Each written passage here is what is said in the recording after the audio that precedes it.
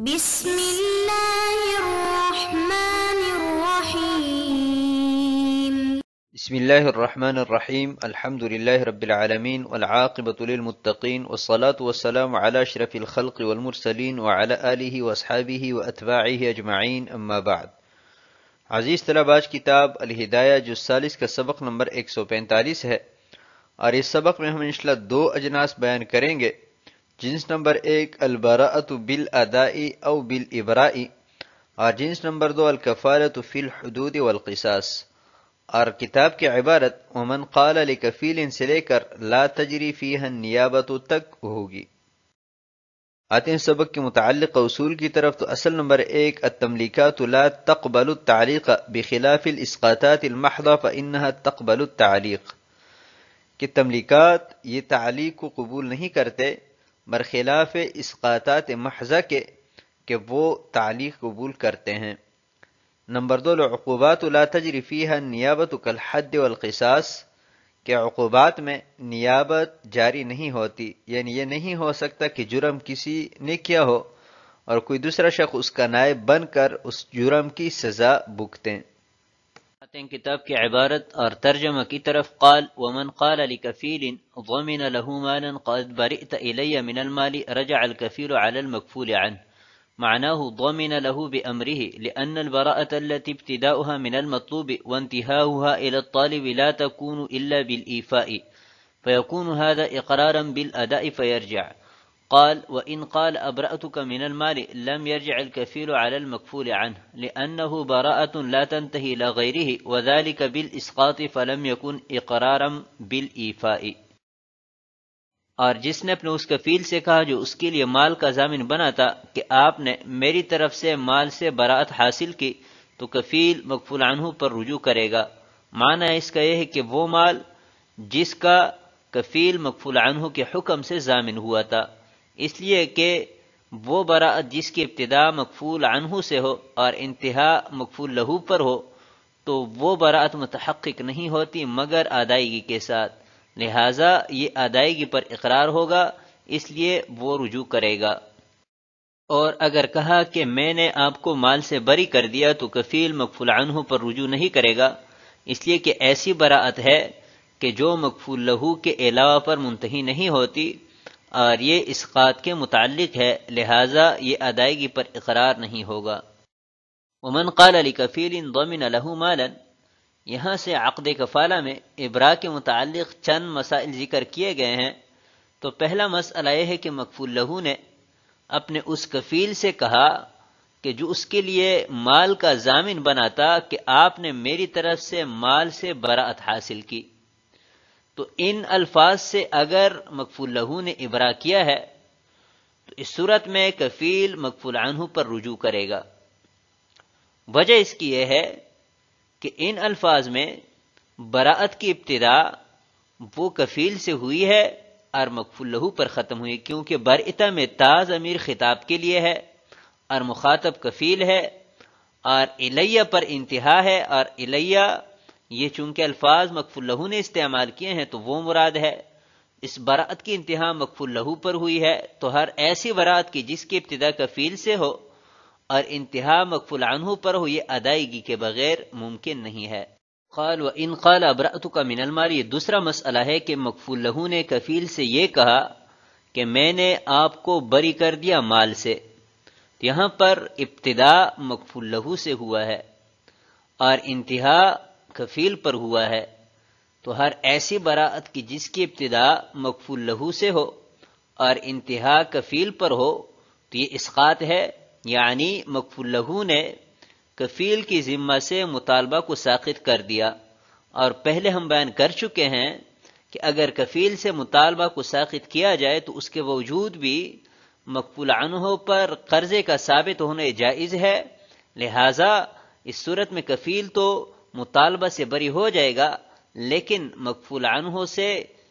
مکفول لہو مطالبے کا مستحق ہوگا، وہ مطالبہ اس سے کر سکتا ہے، مال اپنا وصول کر سکتا ہے۔ وَلَمْ يَكُنْ إِقْرَارًا بِالْإِيفَاءِ، لہٰذا جب یہ بات ثابت ہو گئی کہ یہاں پر کفیل سے صرف مطالبے کو ساقط کیا گیا ہے، نہ کہ اس کے لیے ادائیگی کا اقرار کیا گیا ہے، اس بنا پر کفیل مطالبہ سے تو بری ہو گیا ہے، لیکن اس کو مکفول عنہ پر رجوع کا حق حاصل نہیں ہوگا کیونکہ اس نے ادائیگی کوئی نہیں کی۔ آتے ہیں اگلی عبارت کی طرف، فلو قال برئت قال محمد رحمہ اللہ تعالی هو مثل الثاني لأنه يحتمل البراءة بالأداء إليه والإبراء فيثبت الأدنى ولا يرجع الكفيل بالشك. وقال أبو يوسف رحمه الله تعالى هو مثل الأول لأنه أقر ببراءة ابتداؤها من المطلوب وإليه الإيفاء دون الإبراء.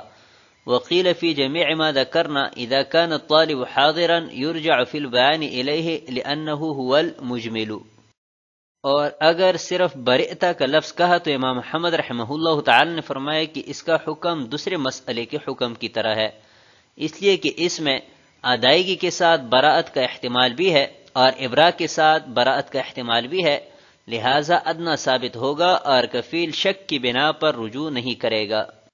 اور امام ابو یوسف رحمہ اللہ تعالی نے فرمایا کہ اس کا حکم پہلے مسئلے کے حکم کی طرح ہے، اس لیے کہ اس نے ایسی براءت کا اقرار کیا ہے کہ جس کی ابتدا مطلوب یعنی کفیل سے ہوئی ہے، اور کفیل کی طرف صرف ادائیگی ہے نہ کہ بری کرنا۔ اور ان تمام ذکر کردہ صورتوں میں کہا گیا ہے کہ اگر مکفول لہو موجود ہو تو وضاحت کے لیے اسی کی طرف رجوع کیا جائے گا کیونکہ بیان مجمل کا کرنے والا وہی ہے۔ ولو قال برئت، اگر مکفول لہو نے کفیل سے صرف اتنا کہا کہ آپ بری ہیں تو اس صورت میں کفیل مکفول عنہ پر رجوع کرے گا کہ نہیں کرے گا تو یہ حکم مختلف فی ہے قاضی ابو یوسف اور امام محمد رحمہ اللہ تعالی کے مابین۔ امام محمد رحمۃ اللہ علیہ فرماتے ہیں کہ اس مسئلے کا حکم دوسرے مسئلے کے حکم کی طرح ہے، یعنی کفیل مکفول عنہ پر رجوع نہیں کرے گا، اور قاضی ابو یوسف رحمہ اللہ تعالی فرماتے ہیں کہ اس مسئلے کا حکم پہلے مسئلے کے حکم کی طرح ہے، یعنی کفیل مکفول عنہ پر رجوع کرے گا، لأنه يحتمل البراءة بالأداء۔ امام محمد رحمہ اللہ تعالی کی دلیل یہ ہے کہ مکفول لہو کے قول میں دو احتمالات ہے، ایک یہ کہ برئت سے مراد براءت بالابراء ہو، یعنی میں نے آپ کو مطالبہ سے بری کر دیا، اور دوسری برئت سے مراد براءت بالادا ہو کہ یعنی آپ نے ادائیگی کی لہذا آپ بری ہو گئے۔ تو ان دو احتمالات میں براءت بالابراء یہ ادنا ہے اور براءت بالادا یہ اعلی ہے، اور جس معاملہ میں اعلی اور ادنا یا کم اور زائد دونوں کا احتمال ہو تو فقہی اصول کے مطابق ادنا کو ترجیح دی جاتی ہے کیونکہ وہ یقینی ہوتا ہے، لہٰذا اس معاملہ میں ادنا چونکہ البراء بالابراء ہے لہٰذا یہ ثابت ہوگا۔ ولا يرجع الكفيل بالشك، دو احتمالات کی وجہ سے اس معاملہ میں چونکہ شک پیدا ہوا ہے تو شک کی بنا پر کفیل کو یہ حق حاصل نہیں ہوگا کہ وہ مکفول عنہ پر رجوع کریں۔ وقال ابو یوسف رحمہ اللہ تعالی، اور قاضی ابو یوسف رحمہ اللہ تعالی فرماتے ہیں کہ جب مکفول لہو نے برئت کا لفظ استعمال کیا تو اس کا حکم پہلے مسئلے کے حکم کی طرح ہوگا، یعنی کفیل مکفول عنہ پر رجوع کرے گا، کیونکہ برئت میں تا خطاب کے لیے ہے اور مخاطب یہاں پر کفیل ہے،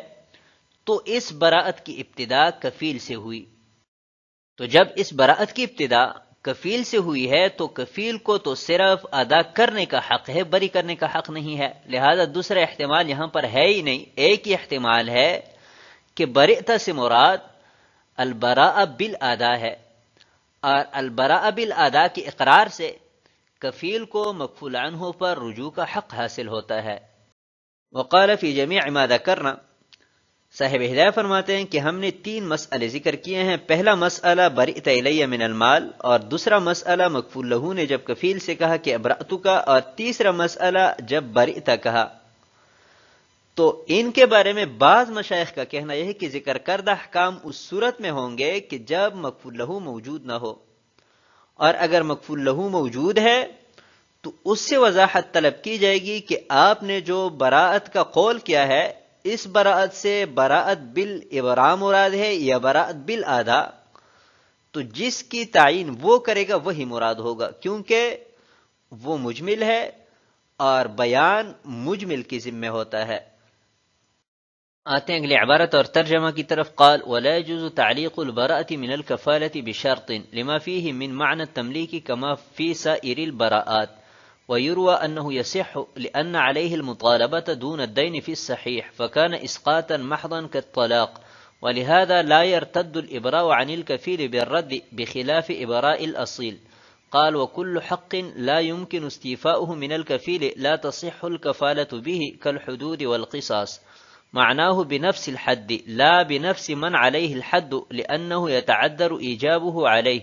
وهذا لأن العقوبة لا تجري فيها النيابة. اور کفالت سے براعت کو شرط کے ساتھ معلق کرنا یہ جائز نہیں ہے، کیونکہ اس میں تملیک کا معنی ہے جیسا کہ ساری براعات میں. اور روایت کی جاتی ہے کہ درست ہے، اس لیے کہ کفیل کی ذمہ محض مطالبہ ہے نہ کہ دین، صحیح قول کے مطابق، لہذا یہ طلاق کی طرح صرف اسقاط ہی ہوگا. اور یہی وجہ ہے کہ کفیل کو بری کرنا رد کرنے سے رد نہیں ہوتا، برخلاف اصیل کے بری کرنے کے.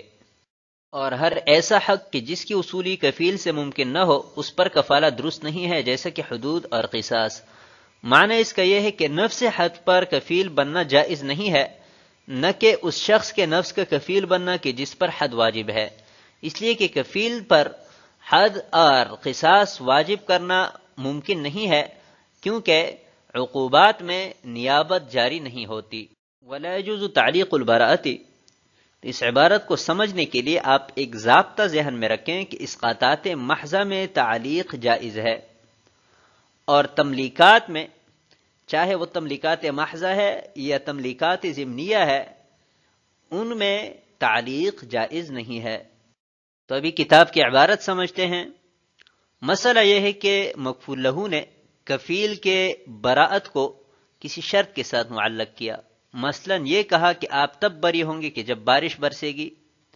یا جب کل کا دن آئے گا. تو یہ درست نہیں ہے، کیونکہ کفارت سے بری کرنے میں ضمناً تملیک کا معنی ہے. یعنی جب مکفول لہو نے کفیل کو بری کر دیا تو گویا کہ مطالبے کا اس کو مالک بنایا. اور پہلے ہم اصل بیان کر چکے ہیں کہ تملیکات میں تعلیق یہ درست نہیں ہے. وَيُرْوَى أَنَّهُ يَصِحُّ، اور ایک روایت یہ ہے کہ براء من الکفالہ کو کسی شرط کے ساتھ معلق کرنا یہ درست ہے. یہ نوادر کی روایت ہے، اور دلیل اس کی یہ ہے کہ اصح قول کے مطابق کفیل کی ذمہ صرف مطالبہ ہے نہ کہ دین. لہذا جب مکفول لہو نے اس کو بری کر دیا تو یہ اسقاط محض ہے، اور ہم نے اصل بیان کیا تھا کہ اسقاطات محضہ میں تعلیق جائز ہے. لہذا مکفول لہو نے اگر کفیل کے براعت کو کسی شرط کے ساتھ معلق کیا ہے تو یہ درست ہے. وَلِهَذَا لَا يَرْتَدُّ الْإِبْرَاءُ عَنِ الْكَفِيلِ بِالرَّدِّ، اور البراء من الکفالہ یہ چونکہ اسقاط محض ہے، یہی وجہ ہے کہ کفیل اگر اس کو رد کرنا چاہے تو اس کے رد کرنے سے رد نہیں ہوگا.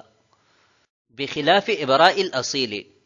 البتہ اصیل یعنی مکفول عنہ کے براعت کو اگر کسی شرط کے ساتھ معلق کیا تو یہ جائز نہیں ہے، کیونکہ اس میں تملیک ہے. اس لیے کہ اصیل پر قرض ہے تو بری کرنے کا مطلب یہ ہوگا کہ وہ قرض لے کر دوبارہ اس کو مالک بنایا. اور اصل بیان کیا تھا کہ تملیکات میں تعلیق جائز نہیں ہے، تو اصیل کی صورت میں چونکہ تملیک متحقق ہوتی ہے لہذا تعلیق جائز نہیں ہوگی. وَكُلُّ حَقٍ لَا يُمْكِنُ اسْتِفَاؤُهُ مِنَ الْكَفِيلِ، یہ نئے الگ مسئلہ ہے کہ ہر ایسا حق کہ جس کی اصولی کفیل سے ممکن نہ ہو اس پر کفیل بننا بھی جائز نہیں ہے. جیسا کہ حدود اور قصاص، کہ مثلا شراب کسی نے پی ہے تب یہ نہیں ہو سکتا کہ اس کی جگہ کفیل کو کوڑے مارے جائیں، یا قتل کسی اور نے کیا ہے اور قاتل کی جگہ کفیل سے قصاص لیا جائے. تو ایسے حقوق ہے کہ یہ کفیل سے اصول نہیں ہو سکتے، لہذا ان میں کفالت بھی جائز نہیں ہوگی. معناہ بنفس الحد، صاحب ہدایہ فرماتے ہیں کہ حدود پر کفیل بننے کی دو صورتیں ہیں. پہلی صورت یہ کہ نفس حد پر بندہ کفیل بنے، یعنی یہ کہیں کہ فلاں مجرم اگر حاضر نہیں ہوا تو اس کی جگہ مجھے سزا دی جائے. شراب پی ہے مجھے کوڑے مارو، قتل کیا ہے اگر قاتل کو حاضر نہیں کیا تو مجھے قتل کرو، یہ جائز نہیں ہے. البتہ اگر اس بات کی کفالت لی ہے کہ اس کو میں حاضر کروں گا مجلس قضا میں، تو حدود اور قصاص کے باب میں ایسی کفالت جائز ہے۔ لأنه يتعذر ایجابه علیہ، متن میں ذکر کردہ مسئلے کی دلیل یعنی بنفس الحد پر کفیل بننا یہ جائز نہیں ہے، تو عدم جواز کی وجہ یہ ہے کہ یہ حقوق یعنی حدود اور قصاص کے باب میں جو حقوق ہے وہ کفیل پر واجب نہیں کیے جا سکتے، یعنی قتل کسی اور نے کیا ہے تو قصاصاً کفیل کو قتل کیا جائے، یہ جائز نہیں ہے۔ اسی طرح شراب کسی اور نے پی ہے یا تہمت کسی اور نے لگائی ہے اور سزا کفیل کو ملے، یہ جائز نہیں ہے۔ اور اس عدم جواز کی وجہ ہے کہ عقوبات کے باب میں نیابت جاری نہیں ہوتی، یعنی جس شخص پر سزا واجب ہوئی ہے، جو سزا کا مستحق ہے، اسی کو سزا دی جائے گی، یہ نہیں ہو سکتا کہ اس کی جگہ پر کسی اور کو لا کھڑا کیا جائے۔ تو آج کے سبق کو ہم اسی پر ختم کرتے ہیں۔ والسلام علیکم ورحمۃ اللہ وبرکاتہ۔